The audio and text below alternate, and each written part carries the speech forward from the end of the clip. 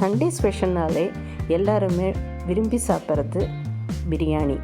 இன்றைக்கி 7 பேர் சாப்பிட்ற அளவுக்கு ஒரு பர்ஃபெக்டான சிக்கன் பிரியாணி ரெசிபியை தான் பார்க்க போகிறோம். இது செய்யறதுக்கு 3/4 கிலோ அளவுக்கு சிக்கன் எடுத்து நல்லா கழுவி க்ளீன் பண்ணிக்கலாம்.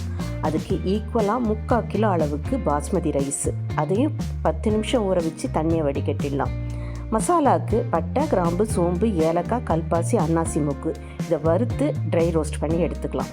பிரியாணி பாத்திரத்தில் 50 கிராம் எண்ணெய், 50 கிராம் நெய், இதை ரெண்டுத்தையும் சேர்த்து நல்லா ஹீட் பண்ணிக்கலாம். அடுத்தது 5 பெரிய வெங்காயத்தை நீளமாக கட் பண்ணி இதில் போட்டு நல்லா வதக்க போகிறோம். அதாவது கோல்டன் ப்ரௌன் கலர் ஆற வரைக்கும் நல்லா வதக்கிட்டே இருந்தோன்னா பிரியாணியில் டேஸ்ட் ரொம்ப நல்லாயிருக்கும். அரிசி நல்லா ஊறினதுக்கப்புறம் தண்ணியை வடித்து தனியாக எடுத்து வச்சிடலாம். பிரியாணிக்கு தேவையான அளவுக்கு உப்பையும் இதில் சேர்த்துற போகிறோம். இது நல்லா கைவிடாமல் வதக்கிட்டே இருக்கணும். அடுத்தது இதுக்கு பச்சை மிளகா, 5லேருந்து 6 பச்சை மிளகாவை நல்லா நீளமாக கட் பண்ணி இதில் சேர்த்து வதக்கிட போகிறோம். பச்சை மிளகா காரம் தேவைப்படுறவங்க 7 மிளகா கூட சேர்த்துக்கலாம். ரொம்ப ஹை ஃப்ளேமில் வச்சு வதக்க வேண்டாம், மிதமான தீயில் வச்சு வதக்கினாலே சரியாக இருக்கும். தக்காளி பழமாக 2 எடுத்து சின்ன சின்ன பீசஸாக கட் பண்ணி இதில் வதக்க போகிறோம். ஏன்னா இதில் தயிரும் சேர்க்க போகிறோம், எலுமிச்சை பழம் ஜூஸும் சேர்க்கறனால 2 தக்காளி பழம் சேர்த்தாலே இந்த குவான்டிட்டிக்கு சரியாக இருக்கும். கூடவே கொஞ்சமாக மஞ்சப்பொடியும் சேர்த்துட்டோன்னா தக்காளி சீக்கிரமே மசிஞ்சிடும். இது மாதிரி குட்டி குட்டி டிப்ஸை நம்ம ஃபாலோ பண்ணோன்னா பிரியாணி ரொம்ப பர்ஃபெக்டாக வரும். அடுத்தது காரத்துக்கு கொஞ்சமாக மிளகாத்தூள், கரம் மசாலா பொடி, கூடவே நம்ம அரைச்சி வச்சுருக்க மசாலா பொடி. இந்த ஹோம்மேட் பிரியாணி மசாலா பொடியை நம்ம ஃப்ரெஷ்ஷாக செஞ்சு கலந்தோன்னா டேஸ்ட்டும் ஃப்ளேவரும் ரொம்ப நல்லாயிருக்கும். இதே பவுடரை நீங்கள் மட்டன் பிரியாணிக்கும் யூஸ் பண்ணிக்கலாம், ரெண்டுத்துக்குமே சூட்டபிளாக தான் இருக்கும். இது எல்லாம் நல்லா வதங்கினதுக்கப்புறம் 50 கிராம் அளவுக்கு இஞ்சி பூண்டு இதை நல்லா பேஸ்ட்டாக அரைச்சி அதையும் இதில் சேர்த்து வதக்கிட போகிறோம். இது எல்லாத்தோட பச்சை வாசனை போய் அதில் இருக்க தண்ணியெல்லாம் வெளியில் வந்ததுக்கப்புறம் சுண்டி வந்ததுக்கப்புறம் தான் நம்ம மற்ற பொருட்களை போட்டு வதக்கணும்.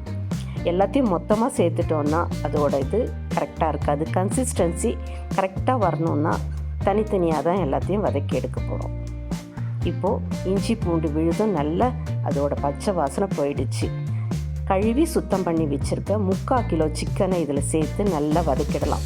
ஒரு 5 நிமிஷம் வதக்கினதுக்கப்புறம் 1 கப் கெட்டி தயிர் சேர்க்கறனால சிக்கன் பீசஸ் நல்லா ஜூஸியாகவும் நல்லா சாஃப்டாகவும் வெந்திருக்கும்.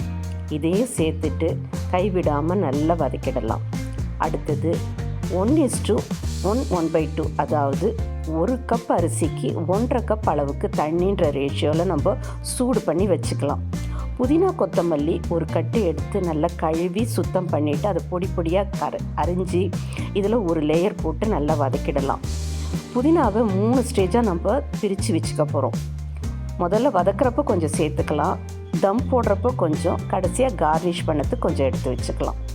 இப்போ தண்ணியை ஊற்றி கொஞ்சம் குக் பண்ணிக்கலாம். சிக்கன் பீசஸ் கொஞ்சம் வேகத்துக்கு ஒரு 5 நிமிஷம் ஆகும். சிக்கன் வெந்ததுக்கப்புறம் கழுவி வடிகட்டி வச்சுருக்க பாஸ்மதி ரைஸை இதில் கலந்துடலாம். கடைசியாக கொஞ்சமாக லெமன் ஜூஸ் இது எல்லாத்தையும் சேர்த்துட போகிறோம். லெமன் ஜூஸ் சேர்க்கறனால அரிசி உதிரியாக பொலன்னு இருக்கும், ஒன்றோட ஒன்று ஒட்டாமல் இருக்கும். அடுத்தது ஒரு கைப்பிடி அளவுக்கு புதினா தழைகளை திரும்பவும் சேர்த்துட்டு தம்முக்கு நம்ம ரெடி பண்ணிடலாம். இப்போது வெயிட்டுக்கு ஏதாவது மேலே வச்சுட்டு ஒரு 20 நிமிஷம் தம் போட்டுட்டோன்னா பர்ஃபெக்டான டேஸ்டியான பிரியாணி ரெடி ஆகிடும். இப்போ பாருங்கள், தம் கம்ப்ளீட்டாக ரிலீஸ் ஆகிடுச்சு. அரிசியை ரொம்ப இது மாதிரி பக்குவமாக திருப்பி போடணும். ரொம்ப ஃபோர்ஸ் கொடுத்தோன்னா பாஸ்மதி ரைஸ் உடஞ்சிரும். அதனால் பக்குவமாக பிரட்டி போட்டுட்டோன்னா கரெக்டாக இப்போது பிரியாணி ரெடி ஆகிடும். நெக்ஸ்ட் நம்ம இன்னும் கொஞ்சம் நெய், அதாவது 1 ஸ்பூன் அளவுக்கு மேலே நெய் ஊற்றிட்டு மிச்சம் இருக்க புதினா கொத்தமல்லியை மேலே கார்னிஷ் பண்ணிவிட்டு அப்படியே சர்வ் பண்ண வேண்டியது தான். சுட சுட டேஸ்டியான சிக்கன் பிரியாணி இப்போ ரெடி ஆகிடுச்சு. இந்த அளவுக்கு பிரியாணி செஞ்சிங்கன்னா 7லேருந்து 8 பேர் அளவுக்கு தாராளமாக சாப்பிட்லாம். இதுக்கு கூடவே வேக வச்ச முட்டை, வெள்ளரிக்காய் தயிர் பச்சடி, மீன் வறுவல், கொஞ்சமாக ஸ்வீட்ஸு, இவ்வளோ தான் சண்டே ஸ்பெஷலில் எங்கள் வீட்டில் நாங்கள் சாப்பிட்டது. இதே டிஷ்ஷை நீங்களும் செஞ்சு பாருங்கள், உங்கள் எல்லாருக்குமே கண்டிப்பாக பிடிக்கும். இதை சாப்பிட்ட எல்லோரும் கண்டிப்பாக உங்களை பாராட்டவும் செய்வாங்க. இது போல் வீடியோக்கள் பார்க்க நம்ம வண்ணக்களஞ்சியம் சேனலை சப்ஸ்கிரைப் பண்ணிக்கோங்க. இந்த வீடியோவை உங்கள் ஃப்ரெண்ட்ஸ் அண்ட் ஃபேமிலி மெம்பர்ஸோடு ஷேர் பண்ணிக்கோங்க. தேங்க்ஸ் ஃபார் வாட்சிங்.